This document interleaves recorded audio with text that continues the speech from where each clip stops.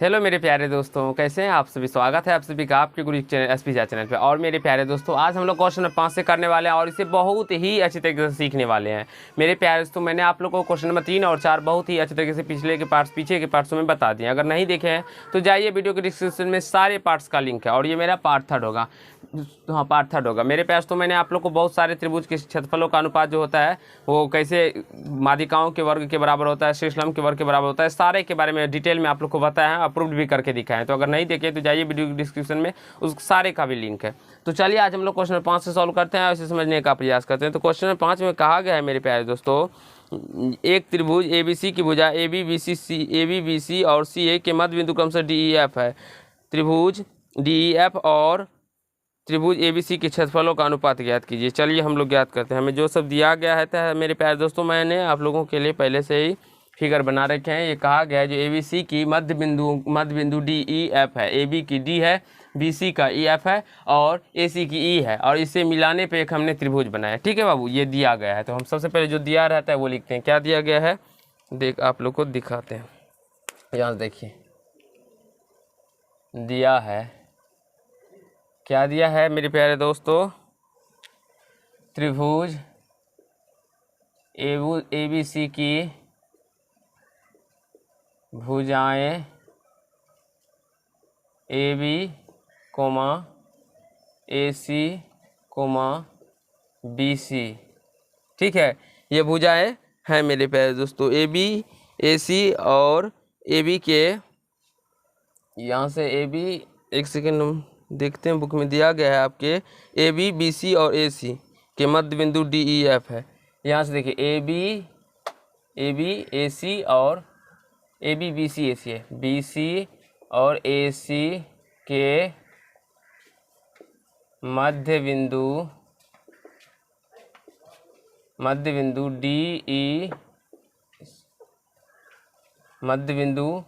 DEF है। ठीक है, ये BC E यहाँ पे E दे दीजिए। ठीक है, ये E दे दीजिए, इसको F कर दीजिए, कोई प्रॉब्लम नहीं होगा। ठीक है, ये DE क्या है, F है। इसे मेरे प्यारे दोस्तों मिलाने पर त्रिभुज DEF बनाया गया है। इसे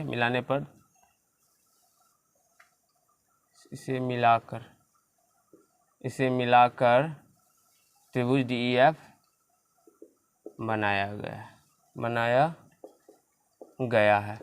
ठीक है मेरे प्यारे दोस्तों, इसे मिलाकर हमने त्रिभुज DEF बनाया है। तो हमें ज्ञात करना है, क्या ज्ञात करना है, क्या ज्ञात करना है, एरिया ऑफ ट्रायंगल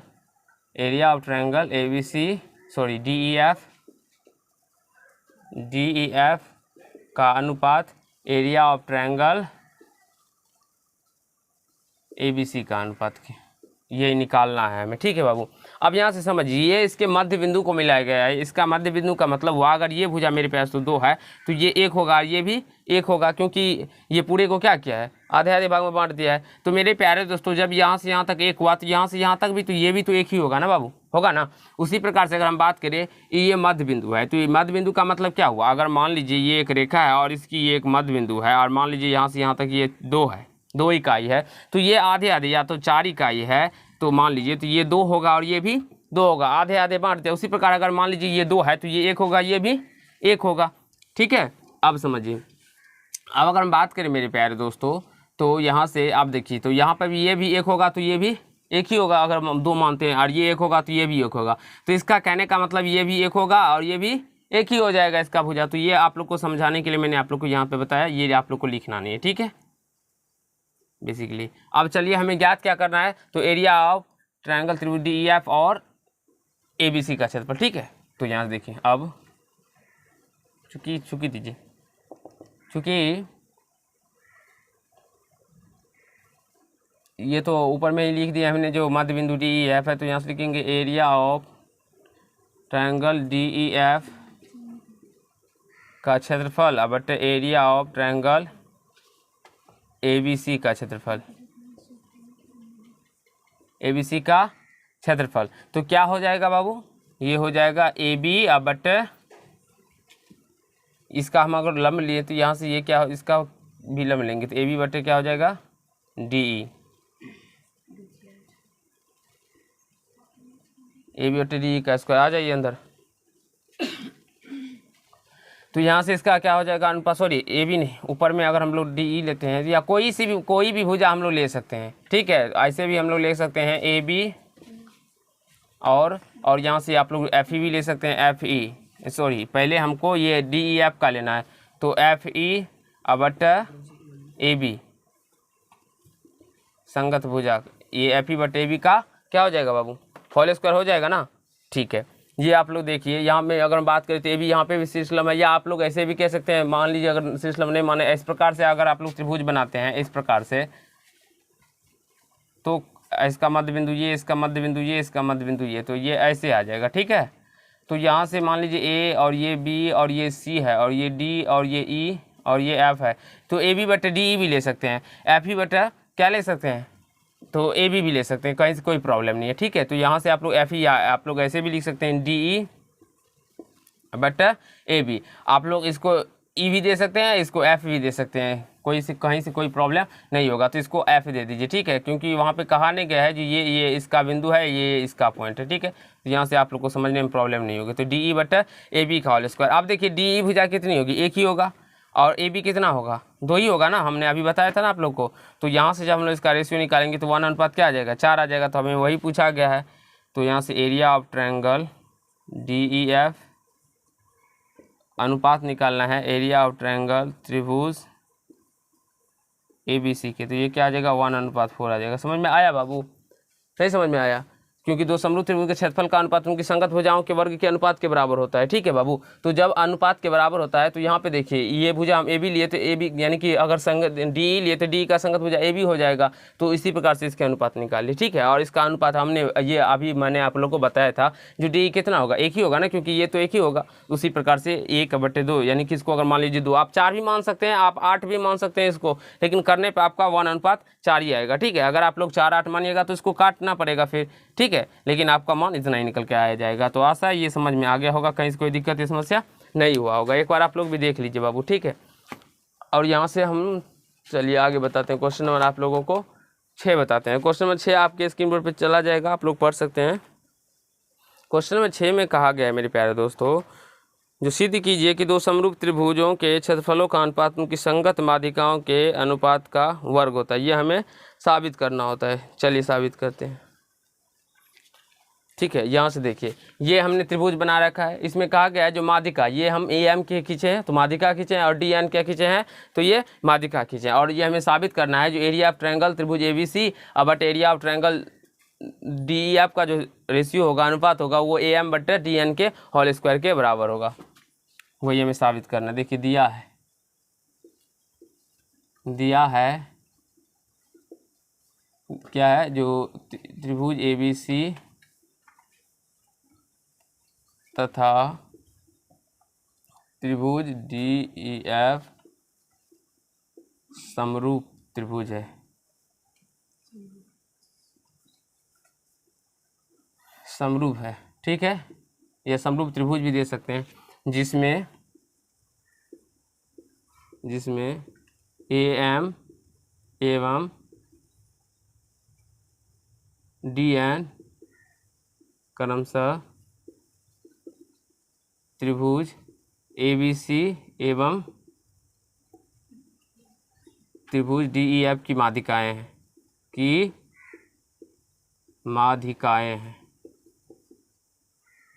है ना बाबू। ये हमें प्रश्न के अंदर ये क्या गया है, जो ये ए एम और ये एन क्या है, माध्यिकाएं हैं। तो हमें ज्ञात क्या करना है, तो साबित करना है, तो सिद्ध करना है,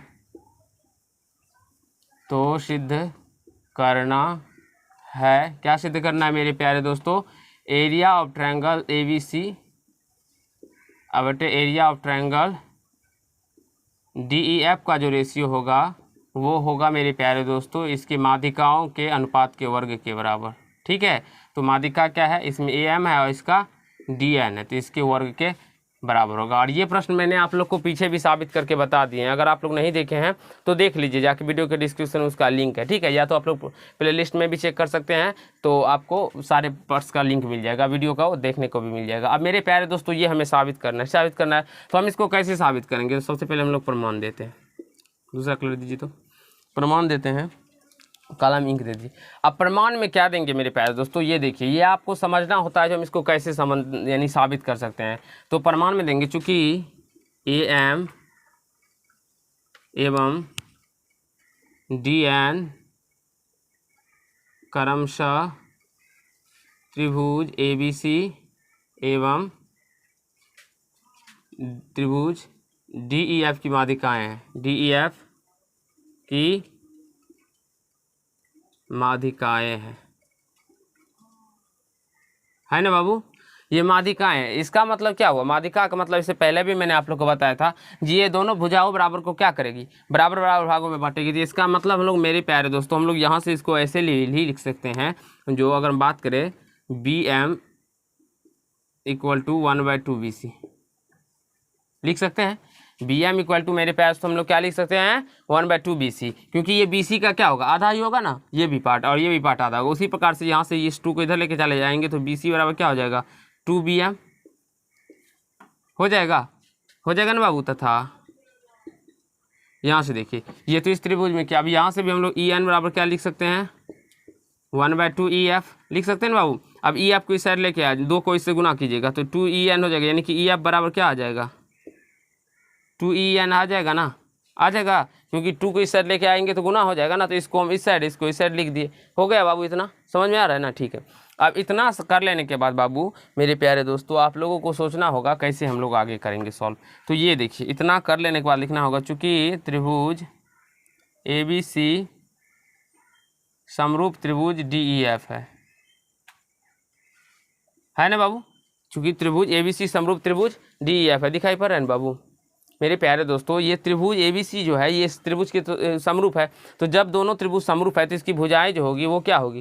एक ही अनुपात में होगी। ये मैंने आप लोग को बता भी रखे हैं और साबित भी कर रखे हैं। तो यहाँ से AB/DE का जो रेशियो होगा वही होगा मेरे प्यारे दोस्तों BC/EF के, और वही होगा AC/DF के बराबर। लेकिन हमें जिस भुजा का भी काम होता है वही लिखना होता है, ठीक है। जिसका भी हमें काम है केवल इसी को लिखना होगा। यहाँ पे लिखते हैं, ठीक है बाबू, आपको दिखाई नहीं पड़ रहा होगा। AB/DE का जो रेशियो होगा वही रेशियो होगा BC/DF के, वही रेशियो होगा मेरे पास तो AC/DF के, ठीक है। ये रेशियो होगा ना बाबू। अब मेरे प्यारे दोस्तों आप लोग गौर कीजिएगा, तो यहाँ से देखिए हम लोग लिख सकते हैं ना, AB/DE बराबर BC का मान क्या निकला? 2 BM बट EF का मान क्या निकला है? देखिए 2 BM, यहाँ से देखिए, ठीक है। आप लोग इसको कोष्ठ में यहाँ पे साइड में लिख दीजिएगा मेरे प्यारे दोस्तों। क्या लिखिएगा? जो EBC बराबर 2 BM, ठीक है, और EF बराबर 2 EN। ये मैंने आप लोग को यहाँ पे BC बराबर 2 BM यहाँ पे लिखा है और EF बराबर 2 EN यहाँ पे लिखा है, ठीक है। और ये आपको समझना होगा मेरे प्यारे दोस्तों। यहाँ से देखिए, ये 2 से 2 काट जाएगा, तो यहाँ से AB/DE बराबर क्या हो जाएगा? BM/EN हो जाएगा बाबू। ये आप लोग को समझना होगा। AB/DE बराबर क्या हो गया? BM/EN। इससे पीछे भी मैंने आप लोगों के लिए बता रखा है। तो देखिए मेरे प्यारे दोस्तों, अगर हमें सबसे पहले देखिए हमें क्या करना था, AM²/DN² साबित करना था इस त्रिभुज के क्षेत्रफल के बराबर, अनुपात के बराबर में। तो ये आपको सोचना होगा कैसे। तो हम सोचते हैं इस प्रकार से, जो ये इस भुजा के बराबर में ये भुजा आएगा तभी हम इसको साबित कर सकते थे। ये भुजा इस भुजा के बराबर कब आएगा? अनुपात के बराबर कब आएगा? ये तभी आ सकता है मेरे प्यारे दोस्तों जब ये दोनों त्रिभुज समरूप हो। तो इसी दोनों त्रिभुज को हम लोग समरूप करने के लिए इतना कैलकुलेशन कर रहे हैं, ठीक है। अब ये देखिए AB/DE बराबर BM/EN आ गया ना। अब यहाँ से ये समरूप त्रिभुज हो जाएगा। अब लिखेंगे यहाँ से, चलिए हम आगे लिखते हैं। ये त्रिभुज ABM एवं त्रिभुज DEN एन में। मेरे प्यारे दोस्तों ए बी एम और तथा डी ई एन में हम लोग को क्या देखते हैं, जो कोण बी जितना है उतना ही कोण ई है। कोण बी जितना होगा मेरे प्यारे दोस्तों उतना ही कोण ई भी होगा। कैसे होगा, क्योंकि त्रिभुज ए बी सी समरूप त्रिभुज डी ई एफ है ना बाबू। तो जब दोनों त्रिभुज समरूप होती है इसकी संगत कोणें बराबर होती है। ये आप लोग को बहुत ही अच्छे तरीके से मैंने साबित भी करके बताया है। और यहाँ से देखिए हमारा क्या निकला है, ए बी बटे डी ई बराबर बी एम बट्टा ई एन। ये निकला है ना, ये हम निकाले हैं ना, साबित किए है ना, तो ये निकला है। अब देखिए यहाँ से अगर आप लोग देखेंगे तो ये हमारा क्या हो जाएगा, अतः इसीलिए त्रिभुज जो होगा मेरे प्यारे दोस्तों ए बी एम समरूप त्रिभुज हो जाएगा डी ई एन के। कैसे हो जाएगा, तो ये एस ए एस समरूपता से। और ये सारे चीज़ को मैंने बता रखे हैं मेरे प्यारे दोस्तों, इस सभी को भी साबित करें हैं। एस समरूपता को और एस समरूपता को, ए समरूपता को, ए समरूपता को, सारे को मैंने साबित कर रखे हैं आप लोगों के लिए। आप लोग जाइए वीडियो के डिस्क्रिप्शन में सारे एक वीडियो का लिंक है, उसको देख लीजिए अच्छे तरीके से, तब आपका क्लियर हो जाएगा। ठीक है, अगर समझने में कहीं से कोई प्रॉब्लम आ रहा है तो बस इतना आपको समझिए, जो पीछे के जो हमने साबित किए वो आपको समझ में नहीं आ रहा। अब देखिए इसके दो भुजा अगर एक ही अनुपात में, तीसरा को यानी कि इसके अंतर्गत बने कोण आपस में बराबर हो मेरे प्यारे दोस्तों। देखिए ए बी बटे डी का जो रेशियो है वही है बी एम बटे ई एन के बराबर। ये कोण इसी दोनों भुजा की मदद से बन रहा है ना, इसी दोनों भुजा की मदद से ये कोण बन रहा है और इसी दोनों भुजा की मदद से ये कोण बन रहा है। उसके अंतर्गत बने कोण अगर बराबर हो तो मेरे प्यारे दोस्तों दोनों त्रिभुज समरूप हो जाएंगे, वही है ऐसे समरूपता। अब मेरे प्यारे दोस्तों अगर ये दोनों त्रिभुज समरूप आ गया, ये सोचिए अगर समरूप आ गया तो इसकी भुजाओं के अनुपात बराबर होंगे। तो हम लोग यहाँ से लिख सकते हैं ए बी बटे डी ई का जो रेशियो होगा वही रेशियो होगा ए एम बटे क्या किसके बराबर होगा, ए एम बटे डी एन के बराबर होगा कि नहीं होगा बाबू, ये होगा। कैसे होगा, क्योंकि ये दोनों समरूप त्रिभुज समरूप हो गया तो इसकी भुजाओं का अनुपात होगा वो एक ही होगा। अब यहाँ से मैं ऐसे भी बी एम बटे डी एन इसके बराबर में बी एम बटे, क्योंकि यहाँ पे भी निकाले हैं और वैसे होगा भी, क्योंकि ये दोनों त्रिभुज अगर समरूप हो गया तो वैसे बी एम बटे ई एन भी लिख सकते हैं। लेकिन हमें जिसका काम होगा केवल और केवल उसी को लिखेंगे। अब मेरे प्यारे दोस्तों यहाँ पे तो स्पेस साइन हम बताते हैं आप लोग को यहाँ पे, ठीक है, यहाँ पे बता देते हैं, ठीक है।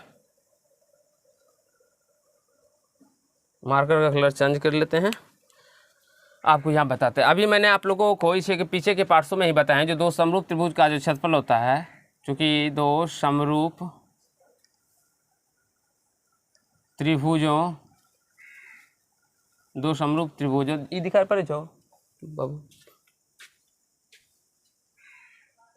यहाँ पे भी दिखाई नहीं पड़ रहा है मेरे प्यारे दोस्तों, ठीक है। तो इसको आप लोग नोट कर लीजिए। हम लोग अभी क्या करते हैं ना, क्वेश्चन नंबर 5 को अभी आप लोग को बताएंगे इसको साफ करके, ठीक है। तो इसको नोट कर ले अभी। चलिए फ्रेंड हम लोग आगे समझते हैं। मेरे प्यारे दोस्तों मैंने अभी आप लोग को इतना तक बताया था, जो ए बी बटे डी बराबर ए एम बटे डी एन आ गया, यानी ए बी बटे डी का जो रेशियो है वो ए एम बटे डी एन के अनुपात आ गया। तो अब बस थोड़ा सा ही पॉइंट है, इसको आप लोग समझ लीजिए। लेकिन चूंकि दो समरूप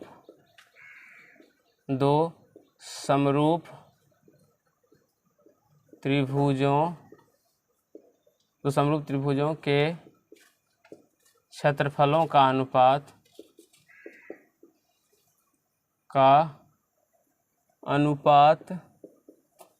उनकी संगत भुजाओं के अनुपात के वर्ग के बराबर होता है, अनुपात के वर्गों के बराबर होता है। मेरे प्यारे दोस्तों दो समरूप त्रिभुज के क्षेत्रफल का अनुपात जो होता है उनकी संगत भुजाओं के वर्गों के अनुपात के बराबर भी होता है, या भुजाओं के अनुपात के वर्गों के बराबर भी होता है। तो यहाँ से लिखिएगा area of triangle A B C बटे एरिया ऑफ ट्रायंगल त्रिभुज डी ई एफ का जो अनुपात का रेशियो होगा मेरे प्यारे दोस्तों वो होगा ए बी बटे डी ई के होल स्क्वायर के बराबर, ठीक है। और यहाँ से ए बी बटे डी ई बराबर क्या है, ए एम बटे डी एन, तो इसके बराबर में हम लोग ए एम बटे डी एन का भी होल स्क्वायर कर देंगे, इसका स्क्वायर है तो इसका भी कर देंगे। अब यहाँ से तो निकल के आ गया ना यहीं से, अतः एरिया ऑफ ट्रायंगल ये इसके बराबर है, इसके बराबर ये है, तो ये दोनों आपस में भी बराबर होंगे। Area of triangle A B C बटे area of triangle DEF। I hope मेरे प्यारे दोस्तों आप सभी को ये समझ में आया होगा। अगर कहीं भी कोई प्रॉब्लम आ रहा है तो फिर से कोई बात नहीं, आप लोग पीछे के पार्ट्स में भी जाके देख सकते हैं। मैंने आप लोग को ये फिर से यानी कि दोबारा ये प्रश्न आप लोगों को अभी हम बता रहे हैं, इससे पहले हमने आप लोगों के लिए बता रखे हैं। तो आज के पार्ट में हम लोग क्वेश्चन में ये 7 तक करेंगे, 6 नंबर तक ही करेंगे। नेक्स्ट पार्ट में हम लोग इस चैप्टर को खत्म करेंगे सारे प्रश्नों को, और उसके बाद हम लोग पाइथागोरस प्रमेय के विलोम को समझेंगे और अच्छे तरीके से समझने का प्रयास करेंगे। तो धन्यवाद दोस्त, आज के पार्ट में हम लोग इतना ही करेंगे। नेक्स्ट पार्ट में इससे आगे के प्रश्नों को सीखेंगे। अगर आप लोग को ये पार्ट अच्छा लगा हो तो वीडियो को लाइक कीजिएगा, कमेंट कीजिएगा, शेयर कीजिएगा, और यदि चैनल पर नए होंगे तो चैनल को सब्सक्राइब करके बेल आइकन को प्रेस कर लीजिएगा, जिससे मेरे हर एक वीडियो का नोटिफिकेशन आप तक पहुँचता रहे। और जिस भी बच्चे को मेरे प्यारे दोस्तों समझ में नहीं आ रहा है वो डायरेक्टली आप लोग इतना समझ लीजिए, आप लोग पीछे के पार्ट्स नहीं देखे हैं इसलिए वो समझ नहीं आ रहे। और जिस भी बच्चे को ये चीज़ समझ में आ रहा है वो ये समझिए जो आपका ज्योमेट्री चैप्टर जो है वो बहुत ही ठोस है। आप लोग थोड़ा सा और मेहनत कीजिएगा तो आपसे भी प्रश्न बनेंगे। बिल्कुल मैं आप लोग को जैसे ही बताता हूँ आप लोग वैसे ही आप लोग इसको 4 बार 5 बार प्रैक्टिस कर लीजिए और अपने मन से जहाँ तक हो अपने मन से रिलेट करने का प्रयास कीजिए। ये कैसे हुआ, हम अगर मान लीजिए इसको साबित करेंगे तो ये कैसे साबित कर सकते हैं, ये आपस में जब तक अपने माइंड में आप लोग रिलेट नहीं कीजिएगा तब तक नहीं हो पाएगा। तो आशा है मेरे प्यारे दोस्तों आप सभी को समझ में आया होगा। धन्यवाद।